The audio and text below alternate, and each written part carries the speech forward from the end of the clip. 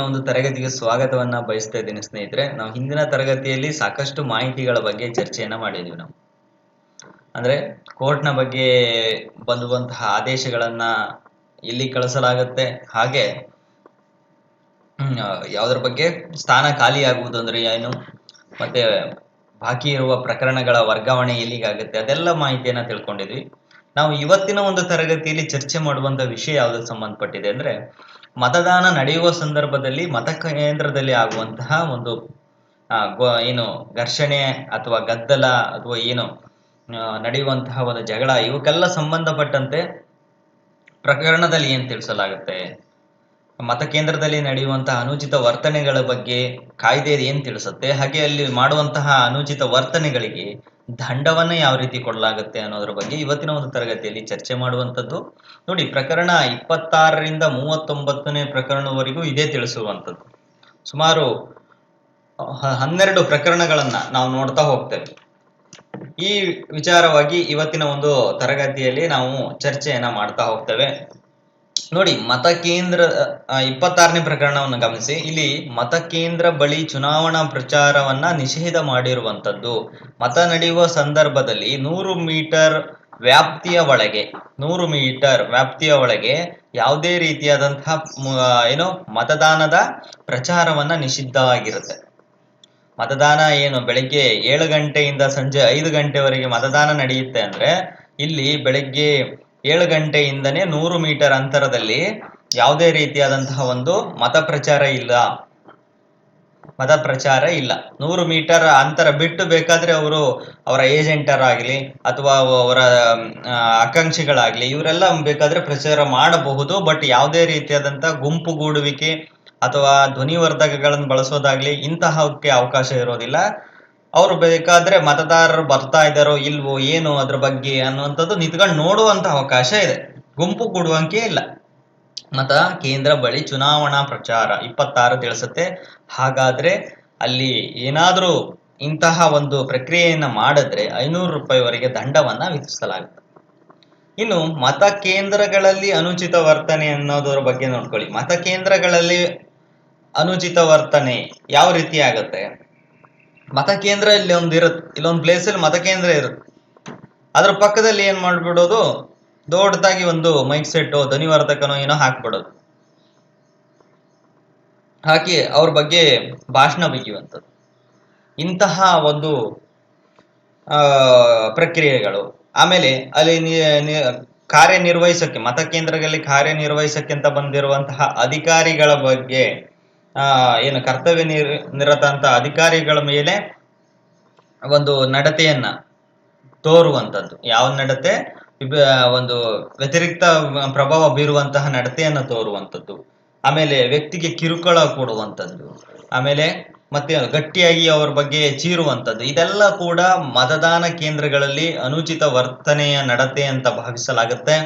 ಇದನ್ನ ಮಾಡಿದ್ರೆ 3 ತಿಂಗಳ ವರೆಗೆ ಸೆರೆವಾಸವನ್ನ ಕೊಡಲಾಗುತ್ತೆ. ಹಾಗೆ ದಂಡ ಮತ್ತೆ ಅವೆರಡೂ ಕೂಡ ಆಗ್ಬಹುದು. ದಂಡ ಪ್ಲಸ್ 3 ತಿಂಗಳವರೆಗೆ ಶಿಕ್ಷೆ ಕೂಡ ಆಗ್ಬಹುದು ಅನ್ನುವಂಥದ್ದು ಪ್ರಕರಣ 27 ತಿಳಿಸುವಂಥದ್ದು. ಇನ್ನು ಪ್ರಕರಣ 28ರಲ್ಲಿ ನಾವು ಗಮನಿಸುವಂಥದ್ದು ಮತದಾನ ಕೇಂದ್ರದ ದುರ್ನಡತೆ ಅನ್ನುವಂಥದ್ದು ತಿಳಿಸುತ್ತೆ.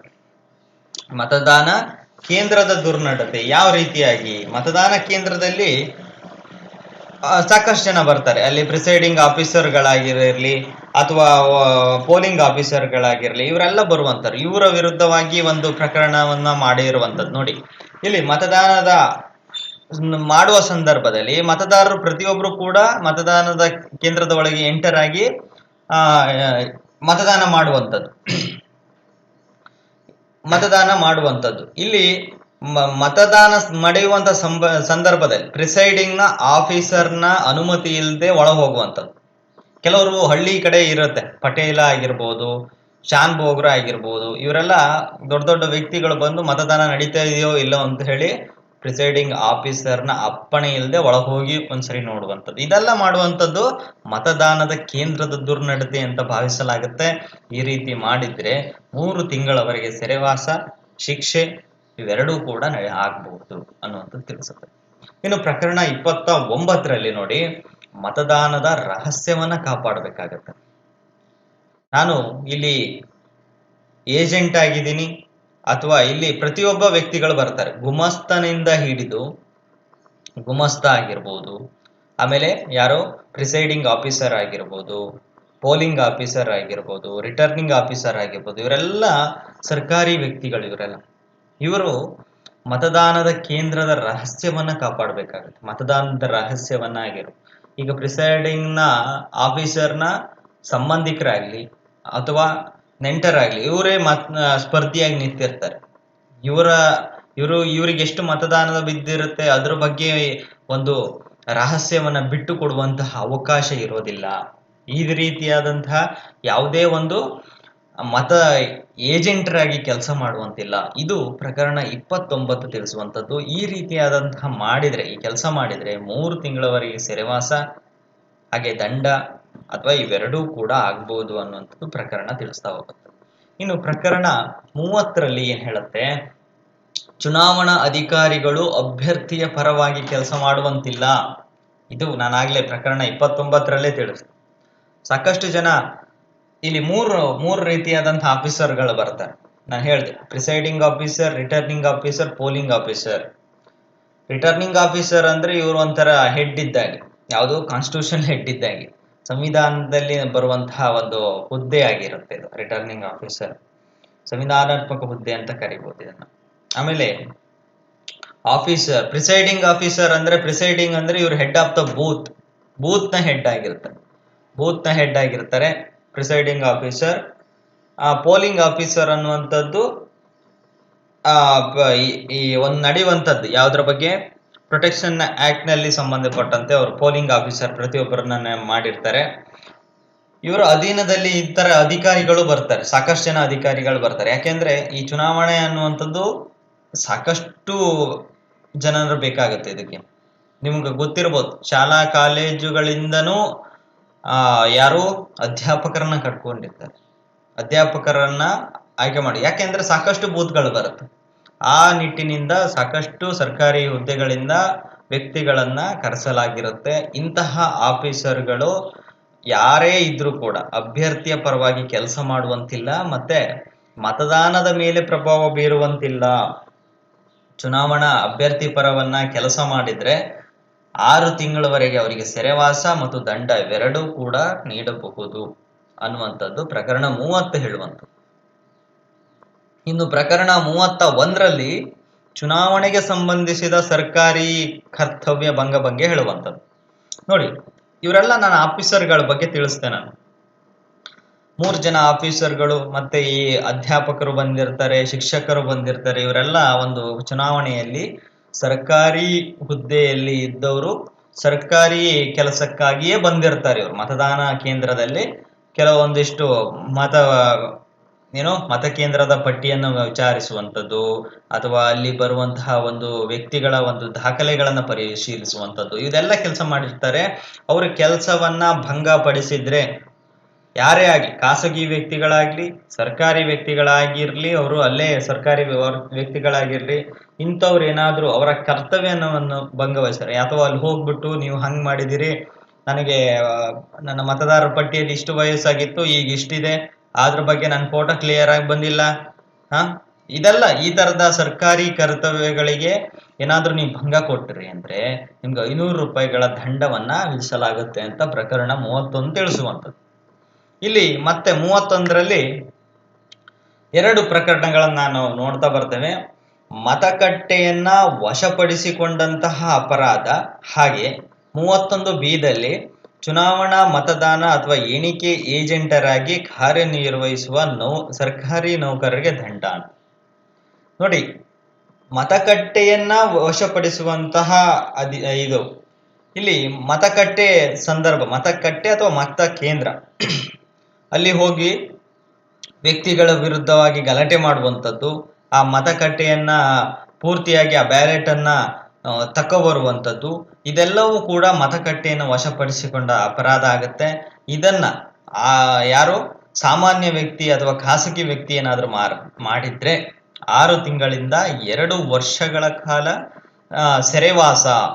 ಸೆರೆವಾಸವನ್ನ ಕೊಡಲಾಗುತ್ತೆ. ಹಾಗೆ ದಂಡ, ಇವೆರಡೂ ಶಿಕ್ಷೆಯನ್ನ ಗುರಿಯಾಗಬಹುದು. ನೋಡಿ ಇದೀಗ ಇತ್ತೀಚೆಗೆ ಈಗ ನಾನು ಕೇಳ್ತಾ ಇದ್ದೆ, ಎರಡು ದೊಡ್ಡದಾಗಿ ಬಂದಿರುವಂತಹ ಒಂದು ದಂಡ ಇದು. ಎಷ್ಟು, 6 ತಿಂಗಳಿಂದ 2 ವರ್ಷ. ಇದೇ ಕೆಲಸವನ್ನ ಮತಗಟ್ಟೆಯಲ್ಲಿ ಬಂದು ಅಥವಾ ಮತಪತ್ರದ ಒಂದು ಬ್ಯಾಲೆಟ್ ಅನ್ನ ತೆಗೆದುಕೊಂಡು ಹೋಗೋದಾಗ್ಲಿ, ಇದೆಲ್ಲ ಕೂಡ ಮತಗಟ್ಟೆಯ ಒಂದು ವಶಪಡಿಸಿಕೊಂಡಂತ ಅಪರಾಧ ಆಗತ್ತೆ. ಇದೇ ಕೆಲಸವನ್ನ ಸರ್ಕಾರಿ ವ್ಯಕ್ತಿ ಏನಾದ್ರೂ ಮಾಡಿದ್ರೆ 1 ವರ್ಷದಿಂದ 3 ವರ್ಷಗಳವರೆಗೆ ಒಂದು ಸೆರೆವಾಸವನ್ನ ನೀಡಲಾಗುತ್ತೆ. ಹಾಗೆ ದಂಡ, ಶಿಕ್ಷೆ ಎರಡೂ ಆಗುತ್ತೆ ಅನ್ನುವಂಥದ್ದು ತಿಳಿಸ್ತಾ ಹೋಗುತ್ತೆ.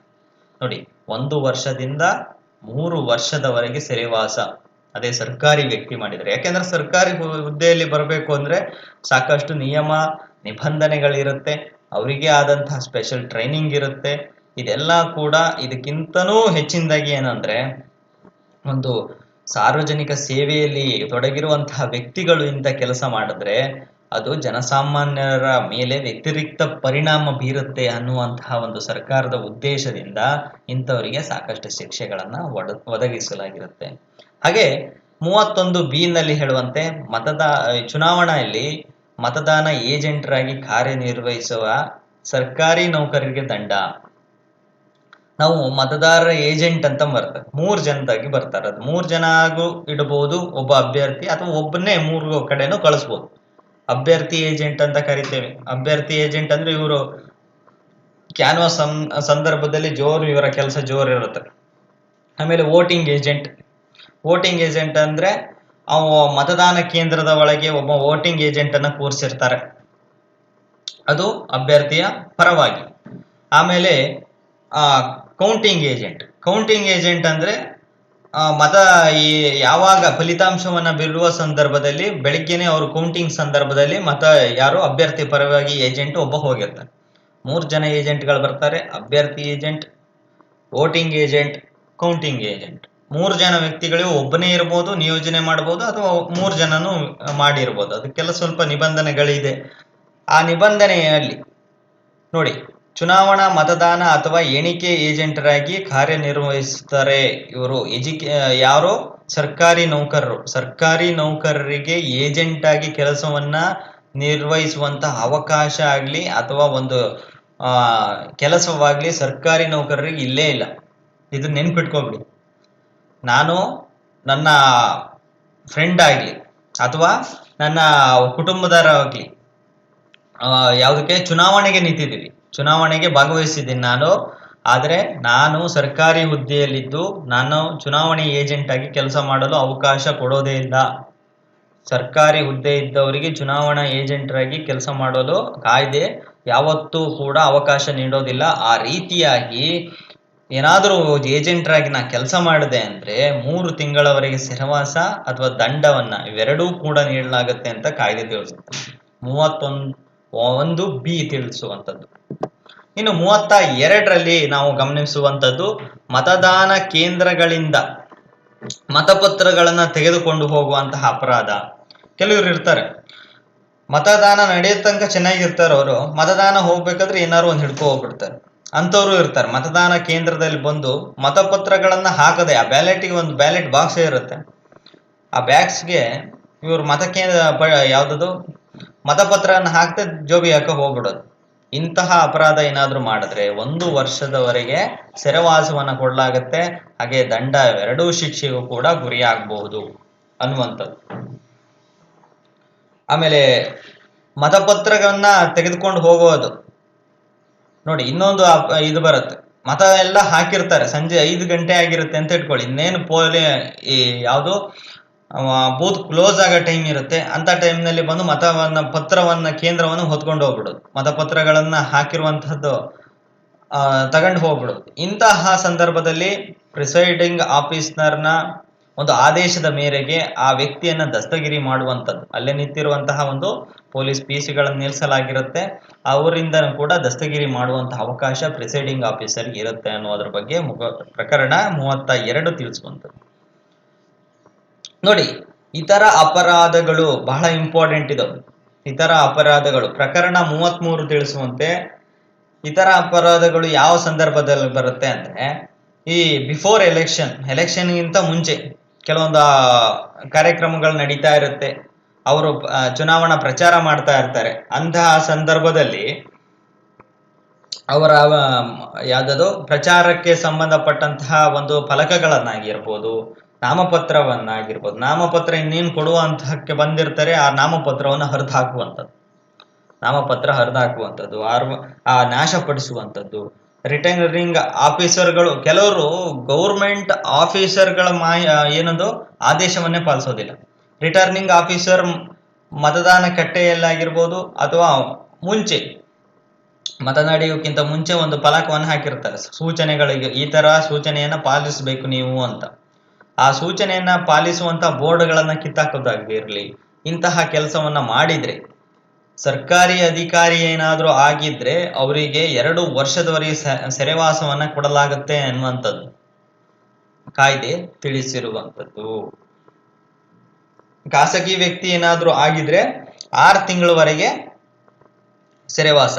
ಸರ್ಕಾರಿ ವ್ಯಕ್ತಿಗಳಿಗೆ ಎಲ್ಲದಕ್ಕಿಂತ ಪ್ಲಸ್ ಆಗುತ್ತೆ ಬಿಟ್ರೆ ಮೈನಸ್ ಅಂತೂ ಆಗೋದಿಲ್ಲ. ಖಾಸಗಿ ವ್ಯಕ್ತಿಗಳಿಗೆ ತಮ್ಮ ಅರಿವಿಗೆ ನಿಲುಕದ್ದವರು, ಗೊತ್ತಿರೋದಿಲ್ಲ ಅವರಿಗೆ ಕಾಯ್ದೆ ಅಂದ್ರೆ ಏನು, ಕಾನೂನು ಅಂದ್ರೆ ಏನು ಅಂತ ತಿಳಿದಿರೋದಿಲ್ಲ. ಬಟ್ ಸರ್ಕಾರಿ ವ್ಯಕ್ತಿಗಳಿಗೆ ಕಾಯ್ದೆ, ಕಾನೂನು, ರೀತಿ ನಿಯಮಗಳು ಗೊತ್ತಿರೋದ್ರಿಂದ ಇವರು ಮಾಡಿರೋ ತಪ್ಪನ್ನ ಯಾವತ್ತೂ ಕ್ಷಮಿಸೋದಿಲ್ಲ ಅನ್ನುವಂಥದ್ದು. ಇಲ್ಲಿ ಪ್ರಕರಣ 34 ತಿಳಿಸುವಂತೆ ಚುನಾವಣಾ ಸಂದರ್ಭದಲ್ಲಿ ವರ್ಗಗಳ ನಡುವೆ ವೈರತ್ವವನ್ನ ಉತ್ತೇಜಿಸುವುದು, ಕೋಮುವಾದ, ಜಾತಿಯ ನಿಂದನೆ, ಜಾತಿ ಪರ ಕೆಲಸ ಮಾಡುವಂಥದ್ದು, ಇದೆಲ್ಲ ಕೂಡ ಈ ವರ್ಗಗಳ ನಡುವೆ ಒಂದು ವೈರತ್ವವನ್ನ ಉಂಟು ಮಾಡೋದು ಬಹಳ ಇದು ವ್ಯತಿರಿಕ್ತ ಪರಿಣಾಮ ಉಂಟು ಮಾಡುತ್ತಾ ಇದೋ. ಬಹಳ ಇಂಪಾರ್ಟೆಂಟ್ ಆದಂತ ಒಂದು ಪ್ರಕರಣ ನೋಡಿ ಇದು. ಮನುಷ್ಯರತ್ವದಲ್ಲೇ ವೈರತ್ವವನ್ನ ಪಡೆಯುವಂಥದ್ದು. ಇಂತಹ ಕೆಲಸ ಏನಾದ್ರೂ ಮಾಡಿದ್ರೆ ನೀವು ಆ ಪಂಗಡದನಿಗೆ ಓಟ್ ಹಾಕ್ಬೇಡ, ಅವನು ನಮ್ಮವನು, ಇವನು ನಮ್ಮವನು, ಅವನು ಆ ಜಾತಿ, ಅವನು ಈ ಕುಲದವನು, ಇಂತಹ ಏನಾದ್ರೂ ಕೆಲಸ ಮಾಡಿದ್ರೆ ಸರ್ಕಾರಿ ವ್ಯಕ್ತಿಯಾಗಿರ್ಲಿ ಅಥವಾ ಖಾಸಗಿ ವ್ಯಕ್ತಿ ಆಗಿರ್ಲಿ 3 ವರ್ಷದವರೆಗೆ ಒಂದು ಸೆರೆವಾಸವನ್ನ ಕೊಡಲಾಗತ್ತೆ. ಹಾಗೆ ದಂಡ ಮತ್ತೆ ಶಿಕ್ಷೆ ಇವೆರಡೂ ಕೂಡ ಆಗ್ಬಹುದು ಅನ್ನುವಂಥದ್ದು 34ನೇ ಪ್ರಕರಣ ಹೇಳುತ್ತೆ. ಬಹಳ ಇಂಪಾರ್ಟೆಂಟ್, ಯಾಕೆಂದ್ರೆ 3 ವರ್ಷದವರೆಗೆ ಪ್ರಕರಣ ಯಾವುದು ಸೆರೆವಾಸ ಬಂದಿರಲಿಲ್ಲ, ಇದು ಬಂದಿದೆ. ಇನ್ನು ಪ್ರಕರಣ 35ರಲ್ಲಿ ತಿಳಿಸುವಂತೆ ಚುನಾವಣಾ ದಿವಸದಂದು ಅದರ ಹಿಂದಿನ ದಿವಸ ಸಾರ್ವಜನಿಕ ಸಭೆಗಳ ನಿಷೇಧವನ್ನ ಮಾಡುವಂಥದ್ದು. ಚುನಾವಣಾ ಸಂದರ್ಭದಲ್ಲಿ 48 ಗಂಟೆಗಳ ಮುಂಚೆ ಯಾವುದೇ ರೀತಿಯಾದಂತಹ ಒಂದು ಸಭೆ ಸಮಾರಂಭ, ಯಾವ ಒಂದು ಫಂಕ್ಷನ್ ಆಗಲಿ ಯಾವುದೇ ರೀತಿಯದು ಮಾಡುವಂಥದ್ದಿಲ್ಲ. ಕ್ಯಾನ್ವಾಸ್ ಅನ್ನ ನಿಲ್ಲಿಸಿರಲಾಗಿರುತ್ತೆ. ಯಾವುದೇ ಅಭ್ಯರ್ಥಿಗಳು ಧ್ವನಿವರ್ಧಕಗಳನ್ನು ಬಳಸಿ ಅಥವಾ ಯಾವುದೇ ರೀತಿಯ ಕೂಗಾಟ, ಚೀರಾಟ ಇವೆಲ್ಲ ಬಂದಾಗಿರುತ್ತೆ. 48 ಗಂಟೆಗಳ ಒಳಗೆ ಯಾವುದೇ ರೀತಿಯ ಸಾರ್ವಜನಿಕ ಸಭೆಯನ್ನ ನಿಷೇಧವನ್ನ ಮಾಡಿರುವಂಥದ್ದು. ಆ ರೀತಿ ಏನಾದರೂ ಸಭೆಯನ್ನ ಮಾಡಿದ್ರೆ 250 ರೂಪಾಯಿ 250 ರೂಪಾಯಿ ದಂಡವನ್ನ ವಿಧಿಸಲಾಗುತ್ತೆ ಅನ್ನುವಂಥದ್ದು ಪ್ರಕರಣ 35 ತಿಳಿಸಿರುವಂಥದ್ದು. ಇನ್ನು ಚುನಾವಣಾ ದಿನದಂದೇ ಏನಾದ್ರೂ ನೀವು ಜಾತ್ರೆ, ದನಕರುಗಳ ಮಾರಾಟದ ಜಾತ್ರೆ ಇಂತಹದ್ದೇನಾದ್ರೂ ಇದ್ರೆ ಇದನ್ನ ನಿಷೇಧ ಮಾಡುವಂತಹ ಅಧಿಕಾರ ಸಂಬಂಧಪಟ್ಟಂತಹ ಜಿಲ್ಲಾ ಅಧಿಕಾರಿಗಳಿಗಿರುತ್ತೆ. ಅದ್ರ ಬಗ್ಗೆ ತಿಳಿಸುವಂಥದ್ದು. ದಂಡ ಶಿಕ್ಷೆ ಏನಿರೋದಿಲ್ಲ. ಬುಧವಾರ ನಮ್ಮೂರಲ್ಲಿ ಜಾತ್ರೆ ಅಥವಾ ಒಂದು ಸಂತೆ ಇರುತ್ತೆ ಅಂದ್ರೆ ಆ ದಿನದಂದು ಏನಾದ್ರೂ ಚುನಾವಣಾ ನಡೆಯುತ್ತೆ ಅಂದ್ರೆ ಅವತ್ತಿನ ದಿನದ ಒಂದು ಜಾತ್ರೆ ಸಮಾರಂಭ ಏನೇ ಇದ್ರೂ ಕೂಡ ಅವತ್ತು ಬಂದ್ ಮಾಡುವಂತಹ ಅಧಿಕಾರ ಜಿಲ್ಲಾಧಿಕಾರಿಗಿರುತ್ತೆ ಅಂತ ಪ್ರಕರಣ 36 ತಿಳಿಸುವಂಥದ್ದು. ಇನ್ನು ಪ್ರಕರಣ 37ರಲ್ಲಿ ಏನ್ ಹೇಳುತ್ತೆ ಅಂದ್ರೆ ಚುನಾವಣಾ